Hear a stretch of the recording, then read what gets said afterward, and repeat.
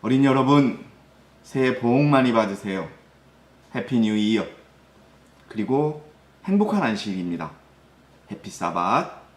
올 한 해 우리 어린이들 정말 복 많이 받고 건강하고 또 많이 크고 그런 밝고 기쁜 그런 한 해가 되기를 바라겠습니다.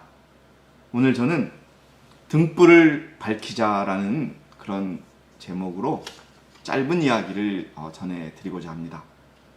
여러분 혹시 벤자민 프랭클린이라고 하는 사람을 아십니까? 이 벤자민 프랭클린은 미국의 필라델피아라고 하는 도시에 살고 있었습니다. 이 프랭클린은 미국이라는 나라를 세운 건국의 아버지라고 불립니다. 그런데 이 프랭클린이 개발한 것 중에 놀랍게도 가로등을 이 프랭클린이라는 사람이 개발했다는 이야기를 들려줄까 합니다. 어느 날 밤에 프랭클린은 자신의 집에서 일을 하다가 잠시 밖에 나가서 집 근처에 무엇을 가져올 이유가 생겨서 그 등불을 가지고 문 앞에 놓게 됩니다. 그러다가 다시 등불을 가져오는 것을 깜빡 잊고 다시 집 안에서 일을 하고 있었습니다. 그러다가 다시 밖에 나가게 됐는데 그는 깜짝 놀라게 되었습니다. 현관 앞에다가 등불을 놓으니까 현관으로 들어오는 길도 보이고 저 멀리 맞은편에 있는 집들도 보이고 길도 보이네.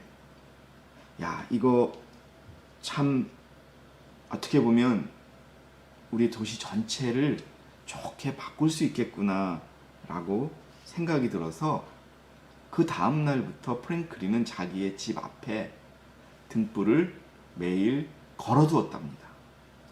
그러면서 도시 전체에 이 등불을 걸어둔다면은 정말 저녁에도 안전하게 또 밝게 그렇게 다닐 수 있겠구나라는 생각을 했다라는 거예요.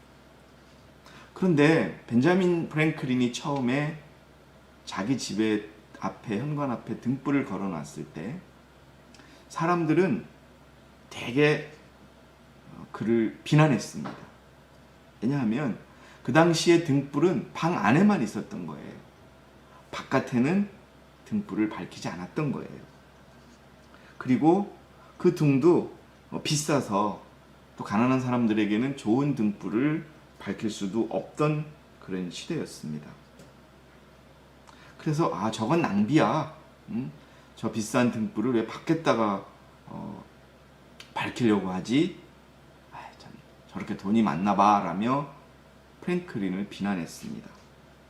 그런데 어쩐 일인지 이 도시에 점점 프랭클린처럼 등불을 현관 앞에 내놓는 사람들이 또 그들의 집이 늘어나기 시작했습니다. 왜냐하면 사람들도 그 등불이 필요하다고 느꼈기 때문입니다. 밤이면 너무 어둡고 칠흑 같은데 등불 하나가 있으니까 정말 밝고 안전하고 그렇겠구나 라고 생각을 해서 하나 둘씩 그렇게 자기 집 앞에 등불을 밝히게 됩니다. 저도 이 이야기를 알고 참 놀랐어요. 가로등이 개발된 것이 얼마 되지 않았구나. 미국이라는 나라가 생기면서 가로등이 생겼구나라고 하니까 깜짝 놀랐어요. 여러분, 한 사람의 그 생각, 조금 이 어두움을 밝히고 그러면 조금 편하겠고 또 혹시나 눈이 불편하신 분들에게는 정말 밤에 나갈 수도 없는 그런 상황인데 빛을 비출 수 있겠구나라고 시작했던 것이 지금 어느 한국의 어느 도시를 가도 어느 집을 가도 집 앞에 가로등이 있지요.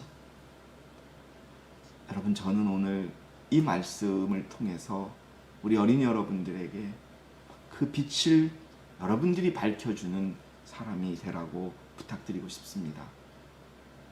장로님, 제가 뭐라고 세상에 등불을 밝히는 사람이 됩니까? 라고 말할 수 있습니다. 그런데 여러분, 한번 생각해 보세요. 칠흑같이 어려운 밤에 촛불 하나라도 있으면 정말 밝게 우리가 세상을 볼 수 있습니다. 어린이 여러분, 이 세상은 칠흑같이 어두운 밤을 통과하고 있습니다. 점점 더 어두워지고 있습니다. 우리 어린이 여러분들이 알고 있는 성경 말씀과 또 어린이 여러분들이 집에서 부모님의 말씀을 듣고 그 성경 말씀과 부모님의 말씀을 실천하고 그 말씀을 우리 친구들에게 전할 때 그것은 이 세상의 영적인 가로등을 만드는 일을 해줄 것입니다. 확신합니다. 부모님의 작은 말에 순종하는 것, 그것이 바로 세상을 향해 등불을 비추는 것이고 아침 저녁으로 혼자서 하나님께 기도하는 것이 세상에 등불을 밝히는 가로등을 만드는 것입니다. 사랑하는 우리 한국 대회의 어린이 여러분, 2022년 한 해 이 어두운 세상에 촛불과 같이, 그러나 작지만 그러나 칠흑같이 어두움으로 밝게 빛나는 그 작은 불을 밝히는 하늘의 귀한 우리 어린이들이 되기를 바라면서 제가 준비한 말씀을 마치겠습니다. 여러분 감사합니다.